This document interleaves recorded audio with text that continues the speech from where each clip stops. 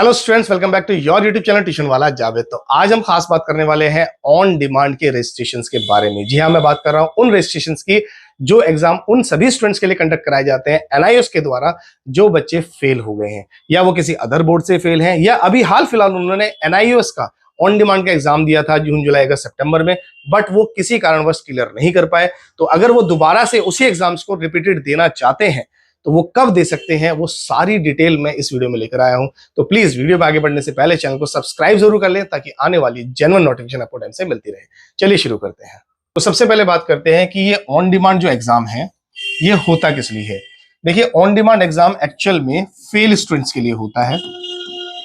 ठीक है, जो बच्चे फेल हैं वो बच्चे ऑन डिमांड से एग्जाम दे करके अपना ईयर या अपने मंथ या अपने जो टाइम है उसको सेव कर सकते हैं।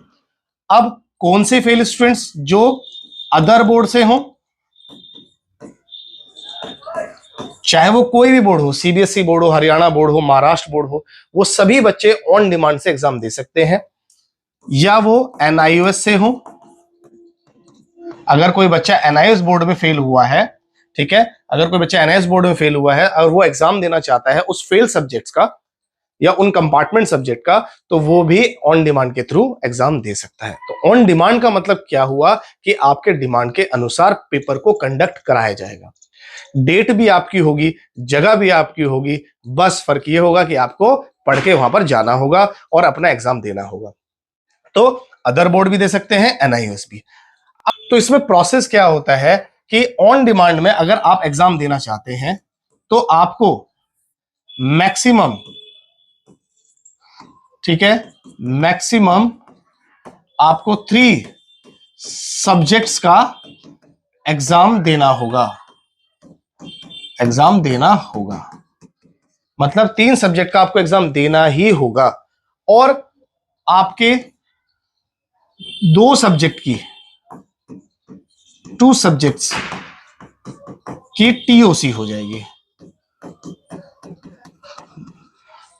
ठीक है, अगर आप पहली बार ऑन डिमांड एग्जाम दे रहे हैं, बात समझ रहे हैं, आपने पहली बार ऑन डिमांड एग्जाम दिया, मान लीजिए आप सीबीएसई में थे और सीबीएसई में आपके पास सब्जेक्ट था फिजिक्स, केमिस्ट्री, बायो, इंग्लिश और हिंदी।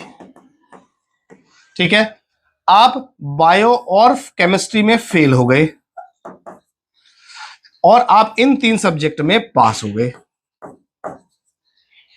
अब आप चाहते हैं कि इन सिर्फ 2 सब्जेक्ट का एग्जाम दो और मुझे पूरी कंप्लीट 5 सब्जेक्ट की मार्कशीट एनआईओएस से मिल जाए। सीबीएसई में थे आप, तो मैंने क्या बोला कि आपको एनआईओएस में फिजिक्स का भी एग्जाम देना होगा, केमिस्ट्री का एग्जाम देना होगा क्योंकि इसमें तो फेल हैं, ये तो देने ही देने हैं, और एक और सब्जेक्ट कोई चूज करना होगा, या बायो या इंग्लिश या हिंदी। एग्जाम्पल मैंने बोला, आपने किसका दे दिया? इंग्लिश का एग्जाम दे दिया, तो फिजिक्स, केमिस्ट्री और इंग्लिश का एग्जाम दे दिया। 3 सब्जेक्ट का मैंने बोला कि देना ही होगा आपको, और 2 सब्जेक्ट की टीओसी करा ली। कौन कौन सा? बायो एंड हिंदी की क्या कर लिया आपने? टीओसी। इनका क्या कर दिया आपने? एग्जाम दे दिया। ठीक है, एग्जाम दिया और इसकी टीओसी कराई। तो जो अब आपके पास मार्कशीट आएगी एनआईओएस की तरफ से, उसमें कौन कौन से सब्जेक्ट होंगे? फिजिक्स, केमिस्ट्री, इंग्लिश, जिनका आपने एग्जाम दिया है वो, और जो आपके पुराने मार्क्स थे सीबीएसई में, वो मार्क्स आपके बायो और हिंदी के ऐसे ही ट्रांसफर हो जाएंगे। बात समझ गए? और आपको क्या मिलेगी यहां से? एक न्यू मार्कशीट। ठीक है, न्यू मार्कशीट एनआईओएस की तरफ से मिलेगी। लेकिन क्या रखना है हमें याद? बट फेल, जो सीबीएसई की मार्कशीट है, जो सीबीएसई की यहां पर फेल मार्कशीट आएगी, original marksheet, but fail marksheet आपको मार्कशीट सबमिट करनी होगी। सबमिट करनी है। कहां पर सबमिट करनी है? एनआईओएस के रीजनल सेंटर में। एनआईओएस रीजनल सेंटर, हर स्टेट का अपना एक रीजनल सेंटर होता है।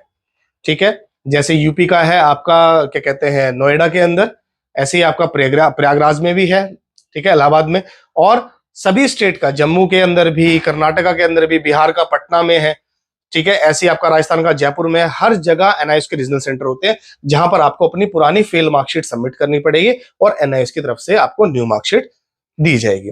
तो ये है प्रोसेस जो फ्रेश लर्नर है, जो पहली बार एनआईओएस में आएंगे।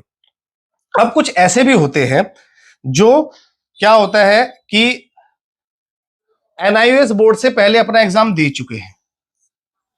जैसे कुछ ऐसे स्टूडेंट हैं जिन्होंने एनआईओएस से अपने एग्जाम दिए, यही वाले बच्चे अभी एग्जाम देकर आए हैं सितंबर में,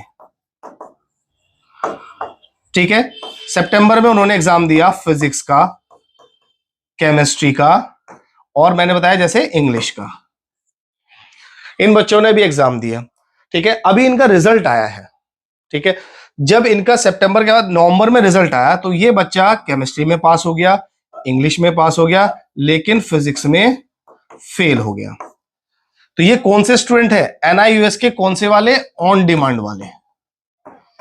कि सर हमने तो अभी आपके कहने से पहले हमने मतलब सीबीएसई में फेल हुए थे 2023 में, उसके बाद हमने ऑन डिमांड एनआईओएस से फॉर्म फिल कर दिया। फिल करने के बाद हमने 3 सब्जेक्ट का एग्जाम दिया था जिसमें इंग्लिश और केमिस्ट्री में पास हो गए, लेकिन फिर दोबारा से फिजिक्स में फेल हो गए। एनआईओएस में भी, सीबीएसई में तो फेल थे ही थे, एनआईओएस में भी जाकर के दोबारा से फेल हो गए। अब इस फेल सब्जेक्ट का, इस फिजिक्स का हम कैसे एग्जाम दें? तो वो बच्चे भी एग्जाम दे सकते हैं दिसंबर में। सिर्फ उनको इसकी ही फीस सबमिट करनी है, इसकी एग्जाम फीस सबमिट होगी और दिसंबर में एग्जाम दे सकते हैं। कौन सा दिसंबर? मैं इसी साल की बात कर रहा हूं, 2023 दिसंबर में, चाहे या जनवरी में, चाहे या फरवरी में, चाहे या मार्च में। दिसंबर, जनवरी, फरवरी, मार्च, इन 4 महीने में से वो कभी भी अपना फिजिक्स का एग्जाम दे सकते हैं दोबारा। सीबीएसई में फेल हुए, एनआईओएस में फेल हुए, फिर एनआईओएस में दे सकते हो आप, ठीक दिसंबर में ही, या जनवरी, फरवरी, मार्च, अगर आपको टाइम ज्यादा चाहिए तो वो बच्चे भी दोबारा से अपना एग्जाम दे सकते हैं। अब आती बात कि सर अगर हम एग्जाम देंगे क्या फिजिक्स की अलग से मार्कशीट आएगी? बिल्कुल ऐसा नहीं होगा। आपकी मार्कशीट 5 सब्जेक्ट की आएगी, 5 सब्जेक्ट्स की ही मार्कशीट आएगी, ठीक है। 5 सब्जेक्ट की मार्कशीट मिलेगी। क्लियर है बात? तो ये थी ऑन डिमांड की पूरी डिटेल जो मैंने आपको बताई। अगर आप फ्रेश लर्नर हैं तो आपको 3 सब्जेक्ट के एग्जाम देने होंगे, 2 सब्जेक्ट के मार्क्स ट्रांसफर होंगे, फेल वाली मार्कशीट जमा होगी और न्यू मार्कशीट आपको अलॉट की जाएगी एनआईओएस की तरफ से। और अगर आपने एनआईओएस से अभी हाल फिलहाल में एग्जाम दिया है और उसमें आप फेल हो गए हैं तो दोबारा से आप री एग्जाम दे सकते हैं उस फेल सब्जेक्ट का, सिर्फ उसी फेल सब्जेक्ट का। वो कब दे सकते हैं? दिसंबर में। आप 6 तारीख से पेपर स्टार्ट होंगे तो दिसंबर, जनवरी, फरवरी, मार्च, कभी भी आप दोबारा से इसका एग्जाम दे सकते हैं। तो आई होप कि आपको वीडियो समझ आई होगी। अगर आपको वीडियो मेरी समझ आती है तो आप प्लीज कमेंट में जरूर बताएं, और कोई क्वेश्चन क्वेरी हो तो दिए गए जो नीचे नंबर है डिस्क्रिप्शन में, आप मुझे कॉल या व्हाट्सएप कर सकते हैं। तो मिलते हैं नेक्स्ट वीडियो में, तब तक के लिए नमस्कार, जय हिंद, जय भारत।